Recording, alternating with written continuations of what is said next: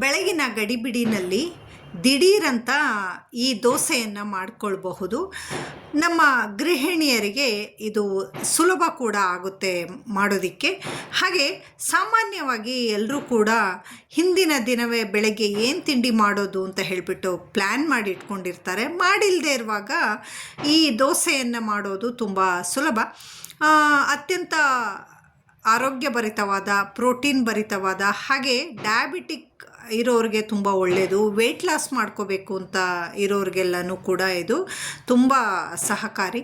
Hi friends, ನಾನಿವತ್ತು ಕಡಲೆಕಾಳಿನ ದೋಸೆ ಮಾಡ್ತಾಯಿದ್ದೀನಿ. ನಾನು ಅದಕ್ಕಾಗಿ ಕಡಲೆಕಾಳನ್ನು ಮೊಳಕೆ ಬರೆಸ್ಬಿಟ್ಟು ಇಟ್ಕೊಂಡಿದ್ದೀನಿ. ಹಾಗೆ ನೆನೆಸಿದ ಕಡಲೆಕಾಳಿಂದ ಕೂಡ ಮಾಡಬಹುದು.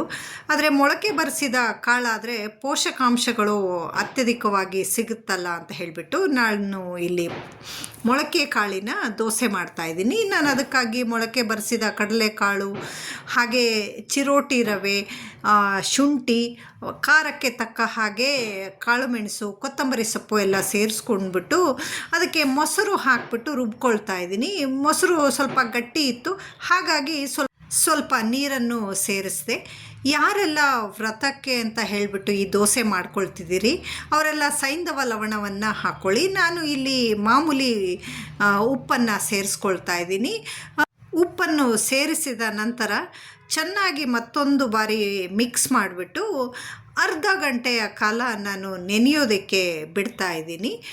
ಅದಾದ ನಂತರ ನಾನು ತವಾ ಬಿಸಿ ಮಾಡಿಕೊಂಡು ಅದಕ್ಕೆ ಸ್ವಲ್ಪ ಎಣ್ಣೆಯನ್ನು ಹಾಕ್ಕೊಂಡ್ಬಿಟ್ಟು ಈರುಳ್ಳಿ ಉಜ್ತಾ ಇದ್ದೀನಿ. ಈರುಳ್ಳಿ ಉಜ್ಜೋದ್ರಿಂದ ದೋಸೆ ಕ್ರಿಸ್ಪಿಯಾಗಿ ಬರುತ್ತೆ. ಹಾಗೆ ತವಾಯಿಂದ ದೋಸೆಯನ್ನು ನಾವು ಸುಲಭವಾಗಿ ತೆಕ್ಕೊಳ್ಬಹುದು.